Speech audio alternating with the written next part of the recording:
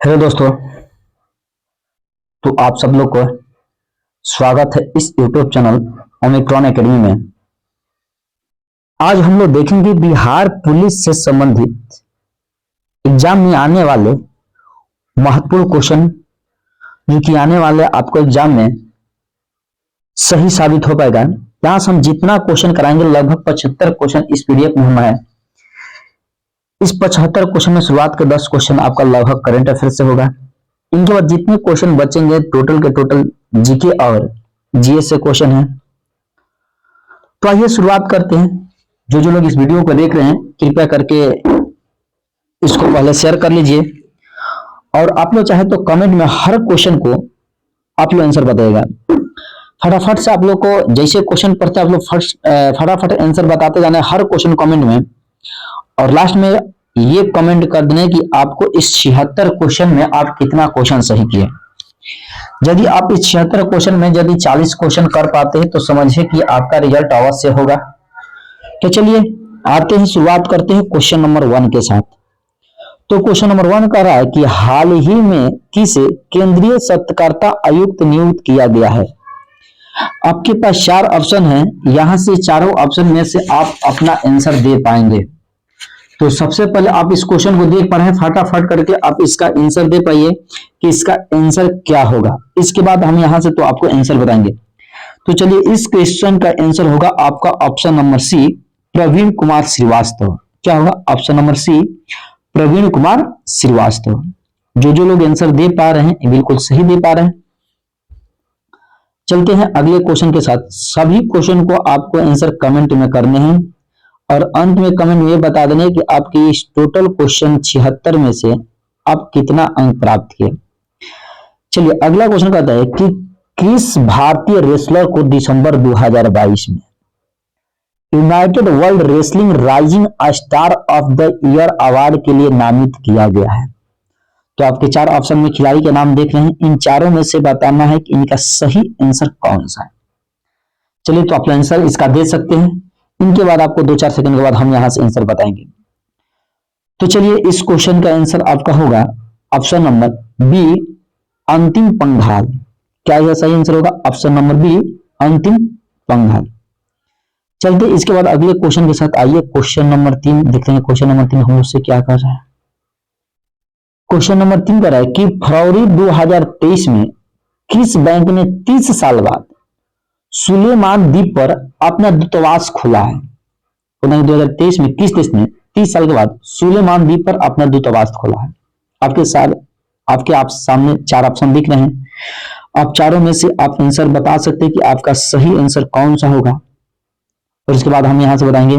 सभी लोग जितने जुड़े हुए हैं इस YouTube चैनल से, इस वीडियो से, सभी लोग अपना कमेंट करके अवश्य बताएंगे अवश्य को सभी क्वेश्चन को।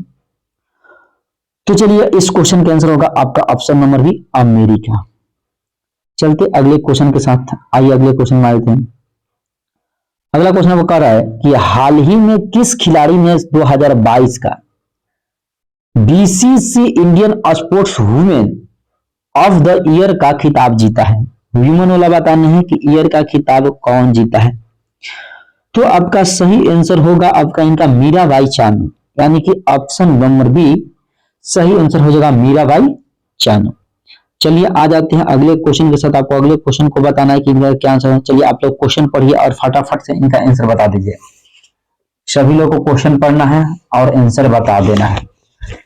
अगला कोई कह रहा है आपसे कि चुनाव आयोग ने किसे बिहार स्टेट आइकन बनाया। चुनाव से पहले वोटर जागरूकता अभियान शुरू हेतु बताना है आपको। आपके 4 ऑप्शन दिए गए हैं, चारों के चारों आप नाम पढ़ सकते हैं। मैथिली ठाकुर, हर्ष राजा, अर्चना ठाकुर, पवन सिंह। तो इनका सही आंसर होगा ऑप्शन नंबर ए, मैथिली ठाकुर। चलिए इसके बाद आ जाते हैं अगले क्वेश्चन के साथ, क्वेश्चन नंबर 6 के साथ। 6 नंबर आपका क्वेश्चन कर रहा है कि केंद्रीय मौसम विज्ञान केंद्र कहां पर 15 करोड़ की लागत से अत्याधिक डॉपलर रडार लगाएगा। ये 4 ऑप्शन के नाम है आपके। ये चारों ऑप्शन में से कोई ना कोई एक आंसर होंगे। इन चारों में से आपको एक आंसर देने, ये बिहार के लिए भी महत्वपूर्ण है। तो चलिए इनका सही आंसर होगा ऑप्शन नंबर ए पूर्णिया। सही आंसर क्या होंगे? ऑप्शन नंबर ए पूर्णिया। चलिए आए थे क्वेश्चन नंबर 7 के साथ। क्वेश्चन नंबर 7 कर रहा आपसे, इस बार बिहार दिवस का थीम क्या है? इस बार बताना है कि बिहार दिवस का थीम क्या रखा गया है। आपके सामने 4 ऑप्शन है, ए बी सी डी। इस चारों में से आप आंसर बता सकते हैं इस बिहार दिवस का, इस बार बिहार दिवस का थीम क्या है। तो चलिए इनका सही आंसर होंगे ऑप्शन नंबर डी, युवा शक्ति बिहार की प्रगति। युवा शक्ति और बिहार की प्रगति। चलिए इनके बाद आते हैं अगले क्वेश्चन के साथ, क्वेश्चन नंबर 8 पर। 8 नंबर क्वेश्चन कर रहा है कि किस राज्य के मुख्यमंत्री द्वारा गारंटी बजट पेश किया है? कौन सा राज्य है जिनके द्वारा गारंटी बजट पेश किया गया है? चलिए आप लोग बता सकते हैं। आपके 4 ऑप्शन देख रहे ऑप्शन में, पहला है उत्तर प्रदेश, दूसरा है बिहार, तीसरा है मध्य प्रदेश, चौथा है उड़ीसा। इनका सही आंसर होगा ऑप्शन नंबर बी बिहार। चलते इसके बाद क्वेश्चन नंबर 9 पर। 9 नंबर का है कि जनसंख्या के दृष्टि से बिहार का सबसे छोटा जिला कौन सा है? तो बता सकते हैं आप लोग जनसंख्या की दृष्टि से बिहार का सबसे छोटा जिला कौन सा है? सबसे पहले आप लोग आंसर दीजिए, इसके बाद आप लोग को हम यहां से बताएंगे आंसर क्या होगा। तो जनसंख्या की दृष्टि से सबसे छोटा जिला जो होगा यह आपका होगा शेखपुरा। कौन सा होगा? शेखपुरा। देखिए आपको बताते हैं, जनसंख्या की दृष्टि से सबसे छोटा कहा जाए तो शेखपुरा, और बड़ा कहा जाए तो आपका होगा पटना जिला। जनसंख्या की दृष्टि से यदि बड़ा कहा जाए तो आपका हो जाएगा पटना जिला। यही क्षेत्रफल की दृष्टि से आपका कहा जाए कि बड़ा कौन होगा तो ये आपका हो जाएगा पश्चिमी चंपारण। क्या हो जाएगा? पश्चिमी चंपारण। और छोटा का बात किया जाए क्षेत्रफल की दृष्टि से तो यह आपका हो जाएगा शिवहर। क्या हो जाएगा? शिवहर। शिवहर हो जाएगा। तो चलते इस क्वेश्चन को आप लोग अच्छे से समझ गए होंगे। चलिए इनके बाद चलते हैं अगले क्वेश्चन के साथ, क्वेश्चन नंबर 10 पर। 10 कह रहा है कि बिहार के निम्नलिखित में से कौन सी भाषा त्रिहुत लिपि का प्रयोग करती है? आपको त्रिहुत लिपि को बताना है कौन सी भाषा प्रयोग करती है। तो इनका सही आंसर होंगे मैथिली। क्या सही आंसर होंगे? मैथिली भाषा। चलते क्वेश्चन नंबर 11 के साथ। 11 नंबर क्वेश्चन को आपको सही आंसर बताने हैं। कहते कि पटना विश्वविद्यालय के प्रथम कुलपति कौन है? जो पटना विश्वविद्यालय है इनके सबसे फर्स्ट में कुलपति कौन थे? पहला कुलपति कौन थे पटना विश्वविद्यालय के? चलिए सभी लोग फटाफट से अपना पहला आंसर आप लोग बता सकते हैं, इसके बाद आपको हम बतैया करेंगे। तो चलिए इनका सही आंसर हो जाएंगे option number C, J G. Jennings. क्या हो जाएंगे? J G. Jennings, option number C. आ जाते हैं क्वेश्चन नंबर 11 के साथ। क्वेश्चन नंबर 11 का आता है आपका कि निम्नलिखित में से कौन सा शहर बिहार के पूर्वी भाग में है? आपको जो ये बिहार का नक्शा है इसमें बताना है कि पूर्व का भाग में कौन सा शहर है। सबसे पूर्व में भागलपुर है कि कटिहार है कि पटना है कि पूर्णिया है? तो जो लोग आंसर इसका दे पा रहे हैं कटिहार, ये बिल्कुल सही दे पा रहे हैं। इस क्वेश्चन का सही आंसर होगा ऑप्शन नंबर बी, कटिहार होगा। चलिए इसके बाद आ जाइए अगले क्वेश्चन के साथ आ जाते हैं हम लोग। कहते हैं विक्रमशिला गंगा डॉल्फिन अभ्यारण्य किस जिले में? जो विक्रमशिला आपका गंगा डॉल्फिन अभ्यारण्य है किस जिला में?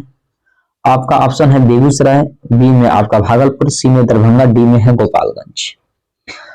तो इनका सही आंसर हो पाएंगे भागलपुर। सही आंसर क्या हो जाएंगे? Bhagalpur, option number B. चलिए इसके बाद आ जाते हैं क्वेश्चन नंबर 14 के साथ। 14 नंबर का रहा है कि बिहार केसरी के नाम से, बिहार केसरी के नाम से किसे संबोधित किया गया है? यानी बिहार केसरी के नाम से इनमें से किन व्यक्ति को जाना जाता है? जो कि आपके 4 सामने ऑप्शन है। पहला ऑप्शन है अनुग्रह नारायण सिंह को कहा जाता है, कि कर्पूरी ठाकुर को कहा जाता है, कि श्री कृष्ण सिंह को कहा जाता है, कि जयप्रकाश नारायण को कहा जाता है। इन चारों में से आपका सही आंसर बताना है कि किनको कहा जाता है। तो इनका सही आंसर होगा श्री कृष्ण सिंह को। बिहार का प्रथम मुख्यमंत्री भी रह चुके हैं श्री कृष्ण सिंह, डॉक्टर श्री कृष्ण सिंह को। चलते हैं अगले क्वेश्चन के साथ। आज ही अगले क्वेश्चन पर। अगला क्वेश्चन कह रहा है CAD का तात्पर्य क्या है? आपको शॉर्ट फॉर्म दिए हैं तो आपको बताना है फुल फॉर्म कि CAD का तात्पर्य क्या है। इसमें से आप लोग बता सकते हैं CAD का तात्पर्य क्या है? तो इनका सही आंसर हो जाएंगे आपका option number A, computer algorithm for design. क्या होगा?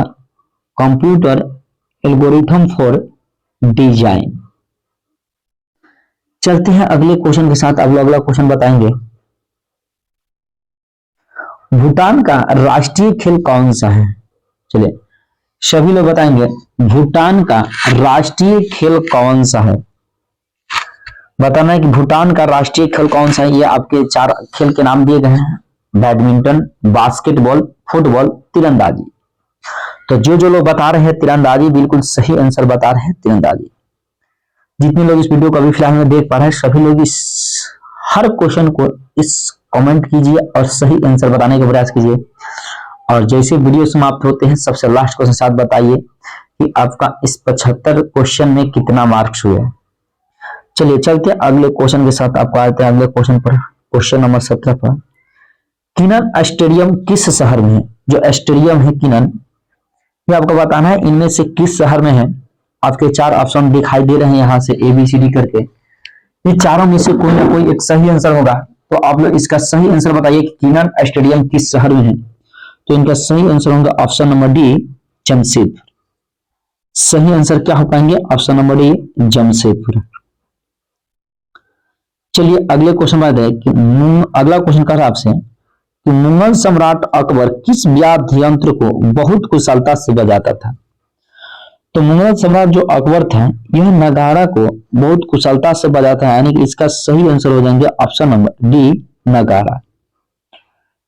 चलिए ऑप्शन के अगले ऑप्शन क्वेश्चन के साथ आ जाता है। अगला क्वेश्चन कर रहा है क्वेश्चन नंबर 19 पर आ जाते हैं।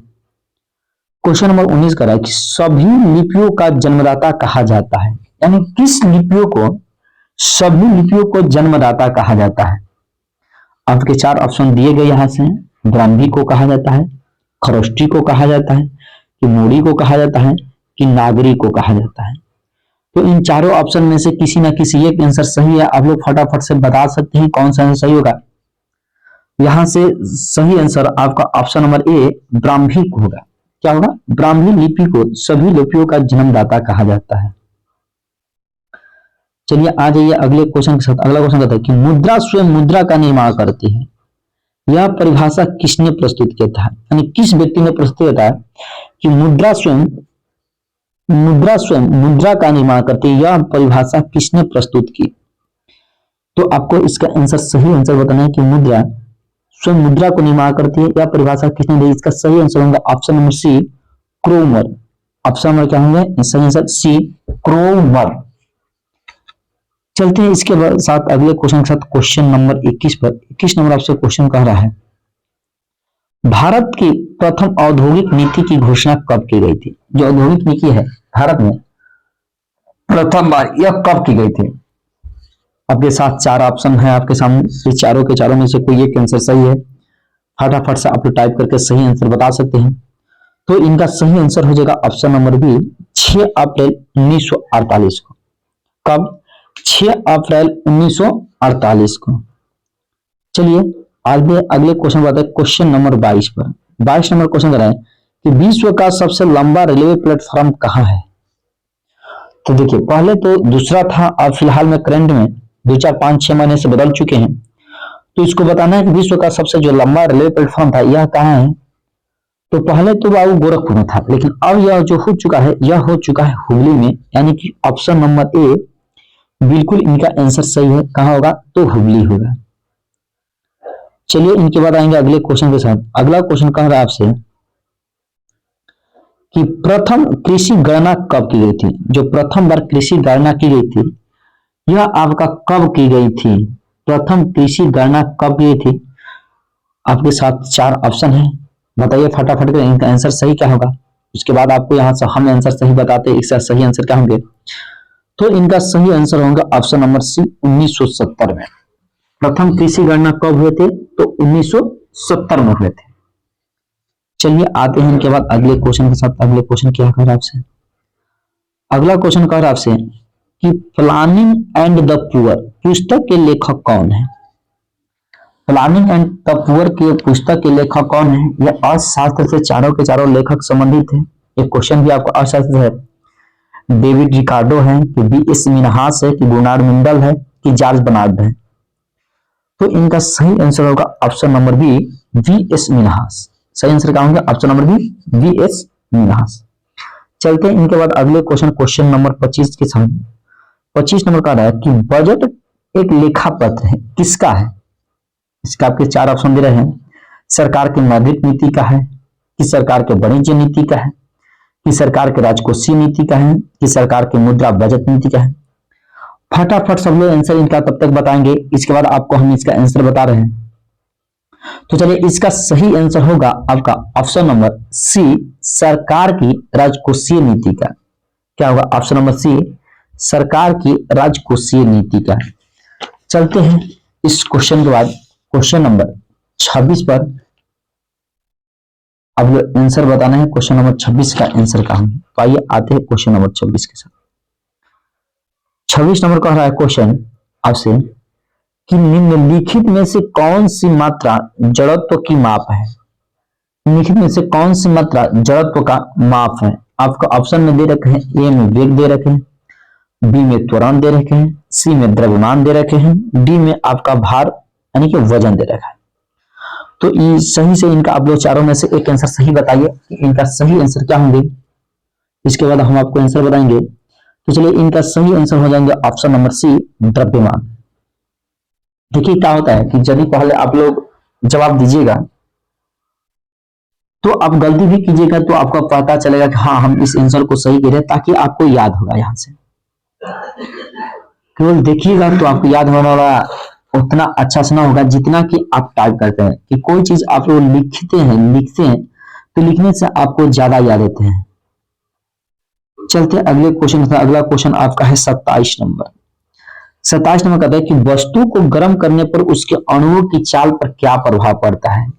उसकी चाल बढ़ जाती है, कि उसकी ऊर्जा कम हो जाती है, कि भार बढ़ जाएगा, कि भार घट जाएगा? इन चारों में से आपको सही आंसर बताने हैं क्या होगा। तो इस अणु को जब गर्म करते हैं तो इसकी चाल का होता है, बढ़ जाता है, जो कि सही ऑप्शन होगा। आंसर ऑप्शन नंबर ए बिल्कुल सही होगा। चलते इसके बाद क्वेश्चन नंबर 28 पर। 28 नंबर क्वेश्चन कर रहा है कि निम्न में से कौन सा कथन ध्वनि तरंगों के लिए सत्य है? ध्वनि तरंग के लिए इनमें कौन सा कथन सत्य है बताना है। कहते इनको ध्रुवित किया जाता है, नहीं ये सत्य नहीं है।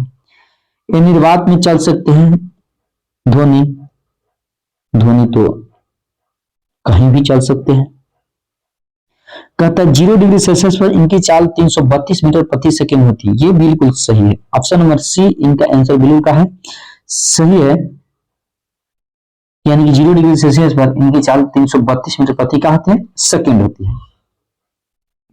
चलते इस क्वेश्चन बाद आते हैं क्वेश्चन नंबर 28 पर। क्वेश्चन 28 बताया कि प्रकाश का तरंग सिद्धांत किनके द्वारा स्थापित किया गया था? इस क्वेश्चन के आप सभी लोग के आंसर याद होंगे, फटाफट से टाइप कर दीजिए कि प्रकाश का जो तरंग सिद्धांत था किसके द्वारा स्थापित किया गया था। तो इनका सही आंसर होगा ऑप्शन नंबर बी, हाइगेंस के द्वारा। तरंग सिद्धांत किसके द्वारा स्थापित किया गया था? तो हाइगेंस के द्वारा स्थापित किया गया था। चलिए अगले क्वेश्चन पर आते हैं। कहता है अगला क्वेश्चन कि दो विद्युत आवेशों के बीच लगने वाले बल से संबंधित कौन सा नियम है? दो विद्युत आवेश के बीच कौन सा बल लगता है? एम्पियर का लगता है, कि कूलॉम का लगता है, कि फैराडे का नियम लगता है, कि ओम का नियम लगता है? तो इनका सही आंसर होगा ऑप्शन नंबर बी, कूलॉम का नियम। ऑप्शन नंबर बी क्या होगा? कूलॉम का नियम। चलिए आते हैं अगले क्वेश्चन के साथ। क्वेश्चन नंबर 31 कर रहा है कि किसी चुंबक की आकर्षण शक्ति सबसे अधिक कहां होती है? जो चुंबक की आकर्षण शक्ति होती है वो सबसे अधिक कहां होती है? किनारे पर के बीच में, कि अक्ष पर आपको बताने हैं। तो इसका सही आंसर हो जाएगा ऑप्शन नंबर ए, दोनों किनारों पर होती है। जो चुंबक की जो आकर्षण शक्ति होती है सबसे ज्यादा कहां होती है?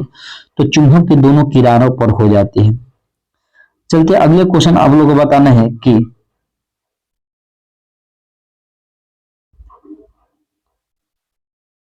कि कहता है कि नाभिक का आकार कितना होता है। देखिए, एक होता है नाभिक और एक होता है त्रिज्या। तो परमाणु की त्रिज्या पूछता है, कब का नाभिक होता है, कहता है नाभिक का आकार कितना होता है। तो नाभिक का जो आकार होगा आपका 10 के ई पावर में है, 10 के पावर -15 होगा। 10 के पावर कितना होगा, 10 के पावर -15। आपका त्रिज्या का पूछा जाएगा तो 10 के पावर -10 हो जाता। चलिए, क्वेश्चन नंबर 33 कर रहा आपसे कि परमाणु बम का विकास किसने किया था। परमाणु बम का विकास किसने किया था। आपके साथ 4 ऑप्शन हैं, चारों ऑप्शन पढ़ लीजिए और फटाफट जो इसका आंसर होंगे सही से जल्दी से टाइप करके बता दीजिए इसका आंसर सही क्या होंगे। तो इनका सही आंसर होंगे ऑप्शन नंबर बी, जे रॉबर्ट ओपेनहीमर। ऑप्शन नंबर क्या होंगे, बी, जे रॉबर्ट ओपेनहीमर। चलिए, जितने लोग इस सेशन को देख पा रहे हैं जरूर इस सेशन को सब्सक्राइब करके शेयर कीजिएगा एक अपने दोस्तों के पास। सभी लोग क्या करेंगे, इस वीडियो को यदि आपको जरूर अच्छा लगे तो जरूर शेयर कीजिए। चलिए, इसके बाद आज तक क्वेश्चन नंबर 34 का है कि निम्नलिखित में से कौन एक अस्थायी कण है। एक अस्थायी, अस्थायी नहीं बताना है आपको, बताना है अस्थायी कौन सा कण है। चलिए देखिए, प्रोटॉन न्यूट्रॉन ये आपका अस्थायी होते हैं, लेकिन इलेक्ट्रॉन का वैल्यू नहीं होता है, कभी घट बढ़ सकते हैं, इसलिए क्या इसका सही आंसर होंगे इलेक्ट्रॉन, यानी इलेक्ट्रॉन इसमें जो है अस्थायी कण है। चलिए आते अगले क्वेश्चन के साथ। आपका अगला क्वेश्चन है, निम्नलिखित में से वह दिल्ली का सुल्तान कौन था जिसकी मृत्यु चौगान यानी कि पोलो खेलते समय हो गई थी। इस क्वेश्चन का आंसर उम्मीद करते हैं कि आप सभी लोग को याद होंगे, फटाफट करके कमेंट करके जल्दी से बता दीजिए। तो चलिए, इस क्वेश्चन का आंसर आप लोग को हम बता रहे हैं, इनका सही आंसर होंगे option number A, Qutubuddin Aibak. सही आंसर क्या होंगे, option number A, Qutubuddin Aibak. अगले क्वेश्चन के साथ आ रहा है, अगला क्वेश्चन कर रहा है आपसे कि कौन सा हाइड्रोजन ऊर्ध्वपातित होता है। ये जितने के जितने आपको ऑप्शन में दे रखे हैं, क्लोरीन, ब्रोमीन, आयोडीन, फ्लोरीन, ये टोटल के टोटल हाइड्रोजन धातु है। इसमें बताना है कौन सा ऊर्ध्वपातित होता है। तो आपका सही आंसर हो जाएगा यहां से आपका आयोडीन। ऑप्शन नंबर सी क्या हो जाएंगे, आयोडीन। आयोडीन क्या होते हैं, तो ऊर्ध्वपातित होते हैं। चलिए, इनके बाद आते हैं आपके अगले क्वेश्चन के साथ। अगला क्वेश्चन पर आइए, क्वेश्चन नंबर 37। क्वेश्चन नंबर 37 का है, इलेक्ट्रॉन घनत्व अधिकतम है किस तत्व का। फ्लोरीन का है, क्लोरीन का है, ब्रोमीन का है कि आयोडीन का है। इलेक्ट्रॉन घनत्व सबसे अधिक किस तत्व का है। तो इसका सही आंसर होंगे ऑप्शन नंबर ए, फ्लोरीन नहीं, क्लोरीन। ऑप्शन नंबर ए क्या होगा, फ्लोरीन। Chlorine, nitrogen, sulphur.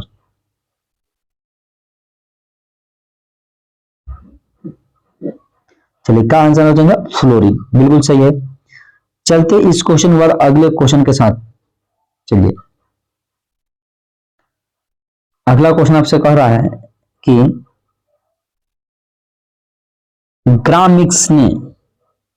ग्रामिक्स ने डीडीटी और ब्लाचिंग पाउडर किसके यौगिक है। ये आपको नहीं ध्यान देना है, ये थोड़ा सा एक्स्ट्रा टाइप हो चुके हैं। अगला क्वेश्चन क्या है, ग्रामिक्स ने और डीडीटी, इनका और ये डीडीटी और ब्लाचिंग पाउडर किसके यौगिक है। तो इनका सही आंसर हो जाएगा क्लोरीन।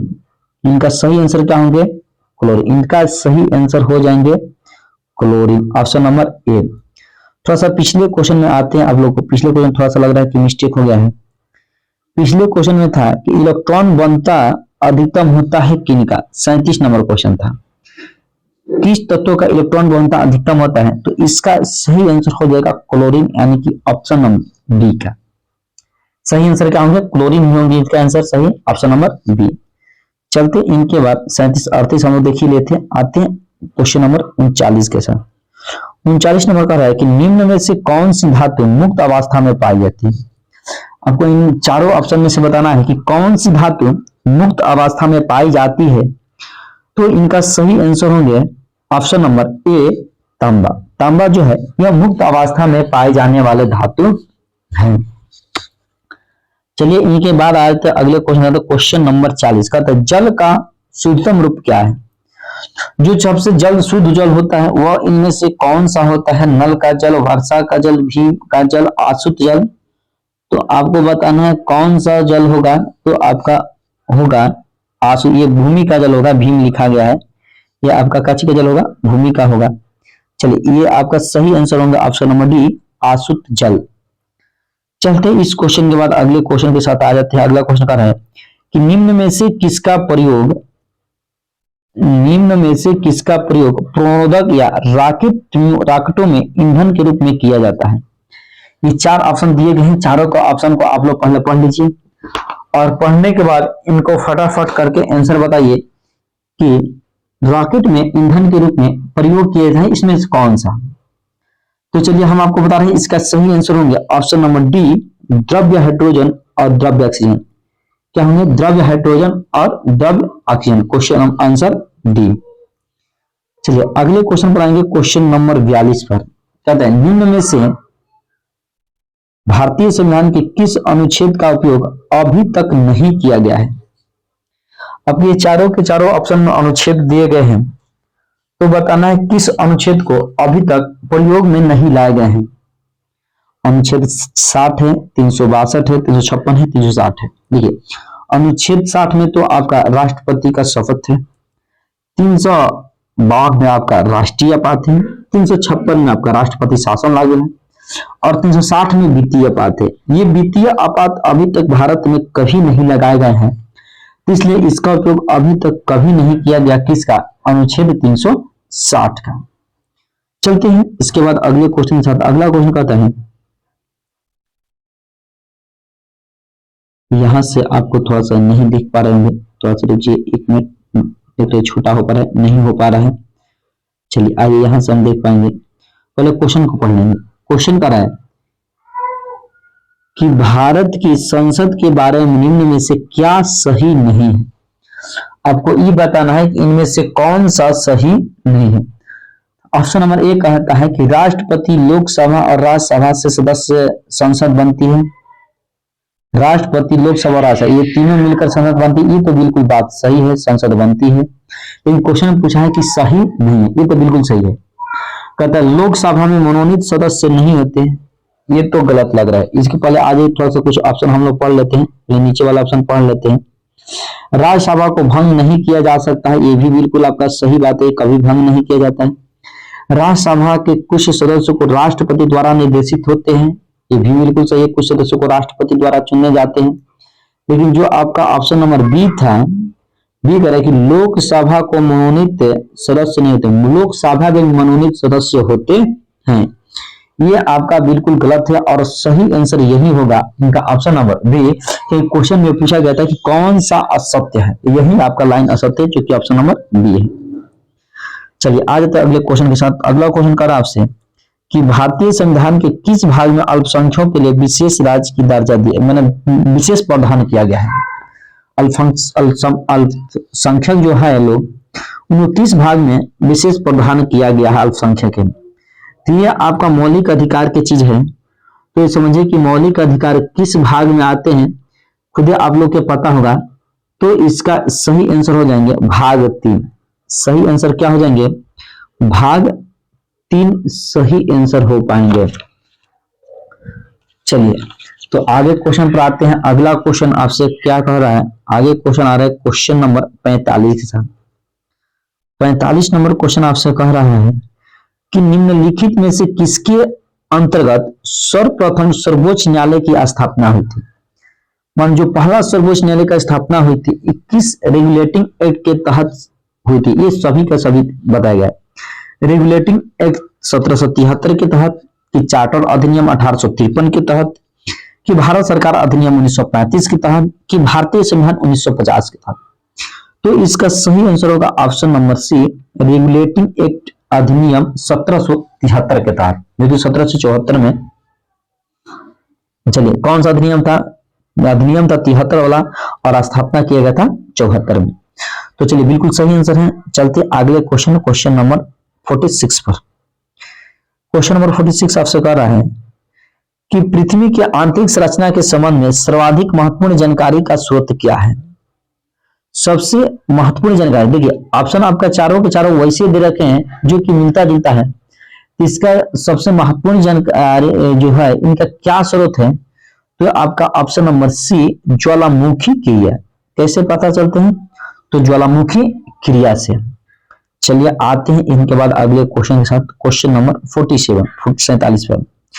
कदम 47 कि निम्नलिखित में से कौन सा कथन सत्य है? आपको इस बार सत्य बताना है कि कौन सा कथन सत्य है। कतसियाल में ग्रेफाइट एवं निश जैसी चट्टानों की प्रधानता होती है, बिल्कुल सही है। सीमा का निर्माण मुख्यतः बेसाल्ट एवं ग्रोवेट जैसी चट्टानों से बना, यह भी बिल्कुल सही है। अगला क्वेश्चन आपको ऑप्शन दे रहा है सी में कि क्रोड में निकिल एवं लोहा जैसे तत्वों की अधिकता होती है, भी बिल्कुल सही है। यानी कि सभी का सभी सही है इसमें, उपयोग में से डी, यानी कि इसका सही आंसर हो जाएंगे ऑप्शन नंबर डी, सभी का सभी आंसर सही है। तो कहते निम्नलिखित में से कौन सा कथन सत्य है? तो इसमें जो चारों ऑप्शन दे रखे हैं चारों के चारों बिल्कुल सही है, तो इनका सही आंसर हो जाएगा ऑप्शन नंबर डी। चलते इस क्वेश्चन के बाद अगले क्वेश्चन के साथ, क्वेश्चन नंबर आपका 48 का है कि अंतरराष्ट्रीय तिथि रेखा का निर्धारण किस वर्ष किया गया था? जो अंतरराष्ट्रीय तिथि रेखा रखा है, तो आपको पता नहीं इसका निर्धारण किस साल में किए गए थे। तो आप लोग याद कीजिए, कांग्रेस की स्थापना हुआ था 1885 में, इनके एक साल पहले किए गए थे। तो इनका सही आंसर क्या हो सकते हैं? तो ऑप्शन नंबर सी हो सकते हैं 1884, जो बिल्कुल आप लोग का आंसर सही है। चलते हैं क्वेश्चन नंबर 49 पर। 49 नंबर क्वेश्चन कर रहे हैं, विश्व की सबसे तेज बहने वाली महासागरीय जलधारा क्या है? कौन सी इस विश्व की सबसे तेज चलने वाली महासागरीय जलधारा है? जलधारा के नाम बताना है। तो सबसे तेज चलने वाली जलधारा है गल्फ स्ट्रीम है। कौन सा है? गल्फ स्ट्रीम धारा, जो कि ऑप्शन नंबर ए है। ये आपका गर्म जलधारा भी है। चलिए इनके बाद आते हैं क्वेश्चन नंबर 50 यानी कि 50 के साथ। 50 नंबर क्वेश्चन आपसे कह रहा है कि मानचित्र पर बनाई गई वही रेखा जो समुद्र से बराबर ऊंचाई वाले स्थानों को मिलाती है, तो उससे क्या कहते हैं? तो समान ऊंचाई वाले लाइनों को मिलाने वाली रेखा को कहते हैं कंटूर लाइन, जो कि आपका ऑप्शन नंबर डी में पड़ा हुआ है। तो आपका सही आंसर होगा option number D, contour line. सही क्या होगा? Option number D, contour line. चलते इनके बाद आज ये अगले क्वेश्चन के साथ। अगला क्वेश्चन आपसे कह रहा है कि पर्वतों की उत्पत्ति के संबंध में रेडियो सक्रियता सिद्धांत का प्रतिपादन किसने किया था? तो पर्वत की उत्पत्ति के संबंध में रेडियो सक्रियता सिद्धांत का प्रतिपादन किसने किया था? आपका ऑप्शन ए है जाली, बी है डेली, सी है डाना, डी है रीड। यानी चारों के चारों वैज्ञानिक के नाम है। तो आपको बताना है इनमें से सही आंसर कौन सा है। इनका सही आंसर होगा ऑप्शन नंबर डी, डाना। सही आंसर क्या हो जाएंगे? ऑप्शन नंबर डी यानी कि डाना। चलिए अगले क्वेश्चन के साथ आते हैं। अगला क्वेश्चन आपसे कह रहा है कि विश्व की विशाल बलित पर्वतों की रचना आज से लगभग कितने मिलियन वर्ष पूर्व हुई थी? आपको मिलियन वर्ष में बताना है कि जो विशाल बलित पर्वतों की रचना हुई है आज से कितना मिलियन वर्ष पूर्व हुई है। तो इनका सही आंसर होगा ऑप्शन नंबर डी, 30 मिलियन वर्ष पूर्व। कितना होता है? तो 30 मिलियन वर्ष पूर्व। चलिए इनके बाद आएंगे अगले क्वेश्चन, क्वेश्चन नंबर 53 के साथ। 53 कह रहा है कि जलोढ़ पंख कहाँ निर्मित होते हैं? जो जलोढ़ मिट्टी है इन्हीं के बारे में कहा जाता है कि जलोढ़ पंख कहाँ निर्मित होते हैं।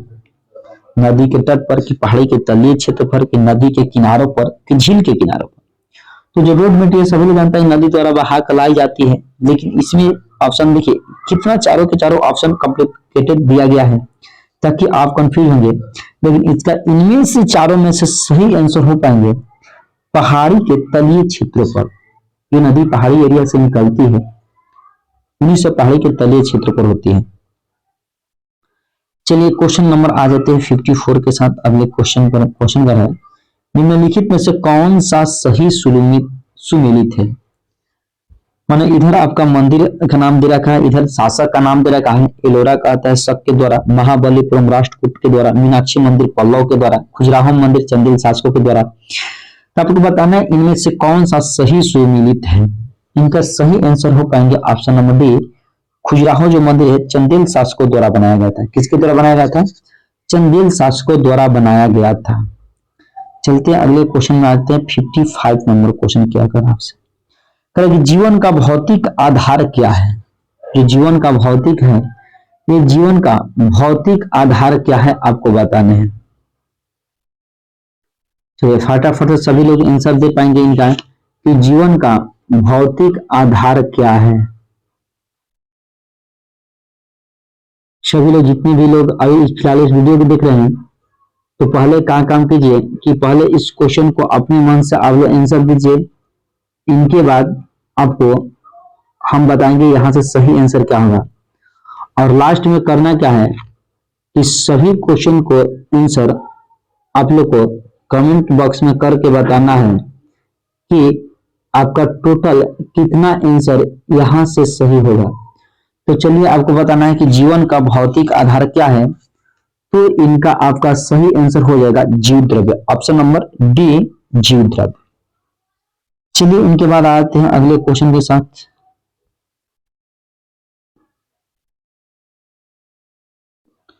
अगला क्वेश्चन क्या कर रहा है, क्वेश्चन नंबर 55 के बाद आए हैं क्वेश्चन नंबर 56 यानी क्वेश्चन नंबर 56 का।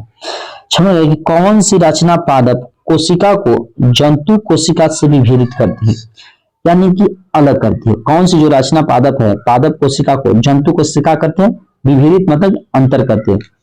तो इनका आपको सही आंसर बताना है। पहले बात करें कोशिका भित्ति, पर्णहरित, सेंट्रियोल, ये सभी तो ये सभी अलग अलग को होते हैं पादप कोशिका और जंतु कोशिका, यानी कि आंसर हो जाएगा ऑप्शन नंबर डी इनमें से सभी। चलिए आइए क्वेश्चन अगले पर, क्वेश्चन नंबर 57 कह रहे हैं कि क्वेश्चन नंबर 57 की आरएनए यानी कि राइबो न्यूक्लिक एसिड पाया जाता है किसमें। आरएनए आपका किसमें पाया जाता है बताना है। आपका ऑप्शन है कोशिका भित्ति, बी में है माइटोकॉन्ड्रिया, सी में है कोशिका द्रव्य, डी में है राइबोसोम। तो इनका सही आंसर हो जाएंगे कोशिका द्रव्य में। कहां सही हो जाएगा, कोशिका द्रव्य में सही आंसर होंगे। चलिए आ जाते हैं अगले क्वेश्चन के साथ, क्वेश्चन नंबर 58 पर। 58 क्वेश्चन आपसे कह रहा है एक कोशिकीय जंतु अमीबा और यूग्लिना को किस संघ के अंतर्गत रखा गया है। पेरिफेरा के अंतर्गत, सिलेंट्रेटा के अंतर्गत, एम्फीबिया वर्ग के अंतर्गत की प्रोटोजुआ के अंतर्गत। चलिए फटाफट करके सभी लोग इसका आंसर बताएंगे कि किसके अंतर्गत रखा गया है। तो इनका सही आंसर हो जाएगा ऑप्शन नंबर डी प्रोटोजुआ के अंतर्गत। किसके अंतर्गत, ऑप्शन नंबर डी प्रोटोजुआ के अंतर्गत।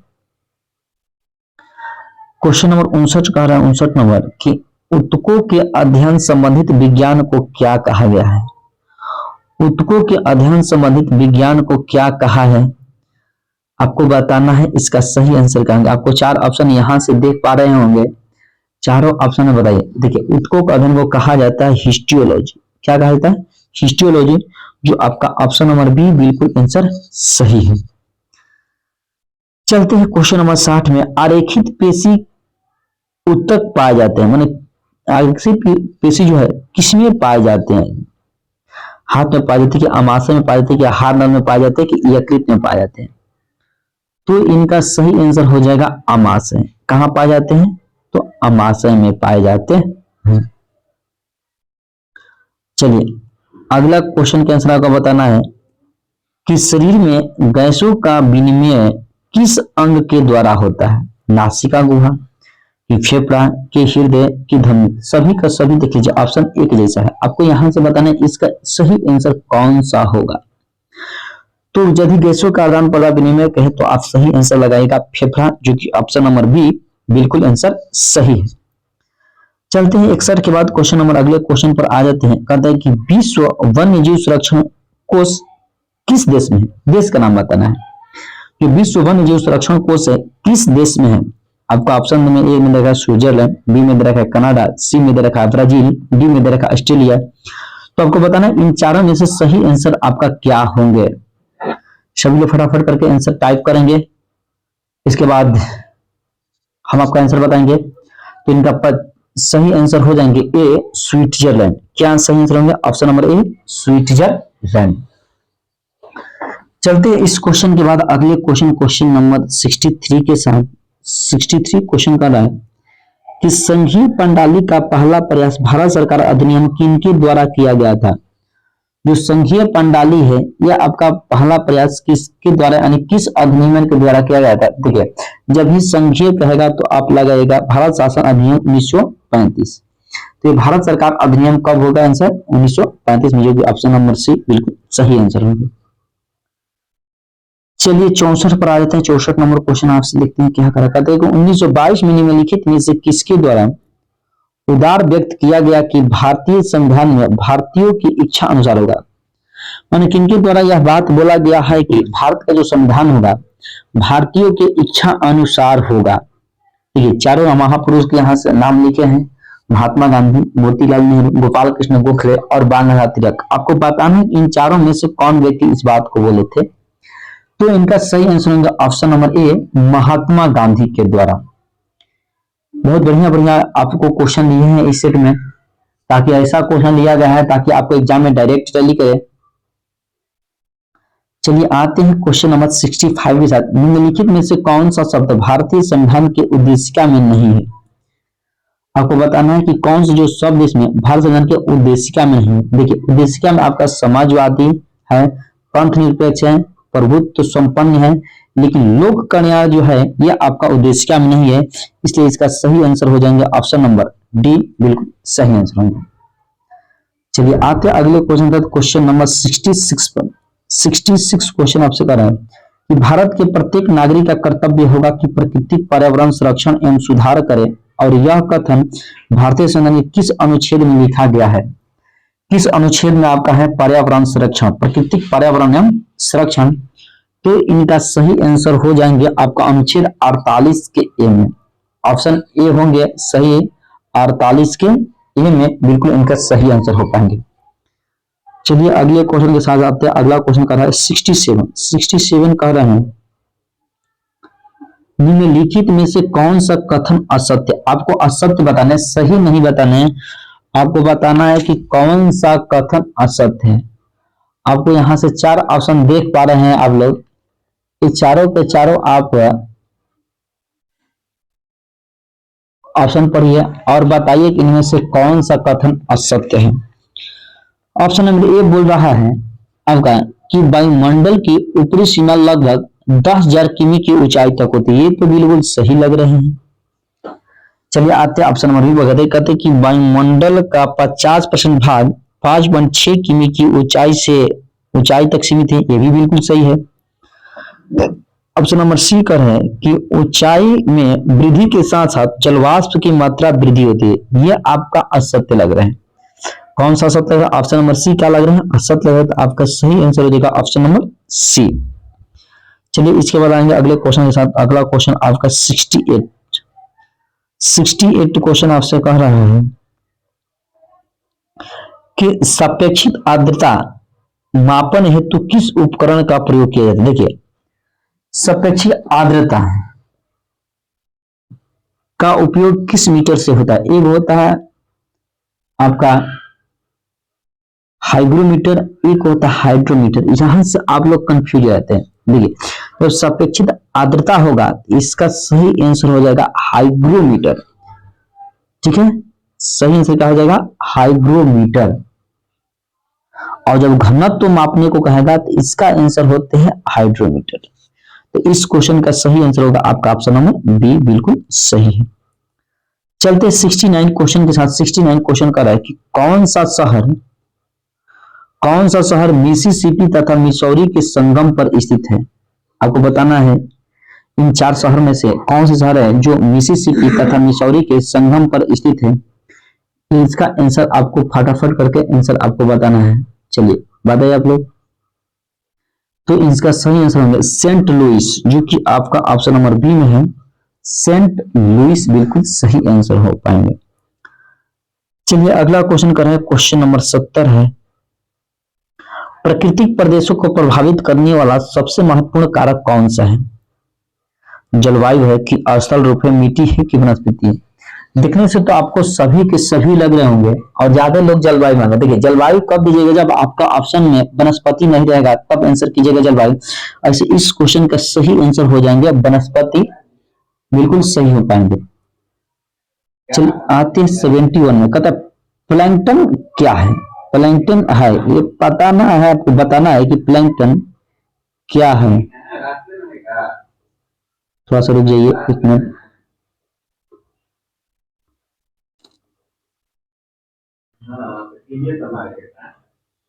चलिए आ जाते हैं क्वेश्चन पर कि प्लैंकटन क्या है। अमेजर वन की पादप वृक्ष है, खगोलीय पिंड है, कि कृत्रिम पूरा है, कि समुद्री मछलियों का भोजन है। तो जो प्लैंकटन है ना, ये बिल्कुल सही है। समुद्री मछलियों क्या है, भोजन है। समुद्री मछलियों क्या है, भोजन है। चलिए अगले क्वेश्चन के साथ आते हैं 71 के बाद आपका 72 पर। 72 नंबर क्वेश्चन कह रहा है कि पुष्यमित्र शुंग शुंग मौर्य सम्राट बृहद्रथ की राजकीय सेना में किस पद पर आसीन था। पुष्यमित्र जो शुंग था मौर्य सम्राट में किस पद पर आसीन था। सेनापति था, कि प्रधानमंत्री था, कि सलाहकार था, कि कोषाध्यक्ष था। तो इनका सही आंसर हो जाएंगे ऑप्शन नंबर ए, सेनापति था। क्या था, सेनापति था। आते हैं अगले क्वेश्चन। अगला क्वेश्चन कह रहा है कि कर्ण वंश का संस्थापक कौन था। कर्ण वंश का संस्थापक कौन था। अब लोग फटाफट के इसका आंसर आप लोग याद होंगे, बता सकते हैं। तो इसका सही आंसर होंगे ऑप्शन नंबर ए, वासुदेव। कर्ण वंश का संस्थापक कौन था, वासुदेव था। चलिए इसके बाद आते हैं क्वेश्चन नंबर 74 के साथ। कहता है 74, सतवाहनों ने पहली स्थानीय अधिकारियों के रूप में काम किया था। सतवाहनों ने बताया किसके अधिकारी के रूप में, किसके अधीन काम किया था। नंदों के अधीन, की मौर्यों के अधीन, की चोलों के अधीन, की चीरों के अधीन। चलिए आपको बताना है इसका सही आंसर क्या होगा। तो इनका सही आंसर हो जाएगा मौर्यों के अधीन। मौर्यों के अधीन कार्य किया था। चलिए आते हैं इस क्वेश्चन के बाद अगले क्वेश्चन के साथ। अगला क्वेश्चन आपका है सबसे अंतिम क्वेश्चन 75।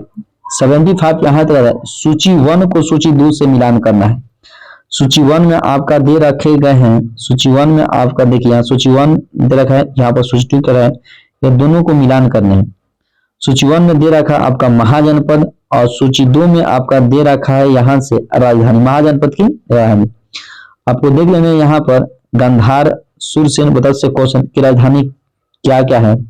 तो यहाँ से आपको सही आंसर बता देंगे। इसका सही आंसर हो जाएगा ऑप्शन नंबर ए, यानी कि यहाँ से देख पा रहे हैं आपका ए का है 4, यानी ए यहाँ से गांधार है, और 4 में का है तक्षशिला, यानी कि गांधार की राजधानी कहाँ पर है, तक्षशिला। इस तरह से आप इसको कर लीजिएगा स्क्रीनशॉट लेकर। इनका सही आपका आंसर नंबर ऑप्शन नंबर क्या होगा, ए, बिल्कुल ठीक ठाक है। चलिए तो आज इतना ही क्वेश्चन लिए थे 75। अब आप लोग ये बता दीजिएगा कि इस 75 में आप लोग कितना सही किए। तो चलिए इस वीडियो में इतना ही, फिर मिलेंगे किसी नेक्स्ट वीडियो के साथ। तब तक के लिए धन्यवाद।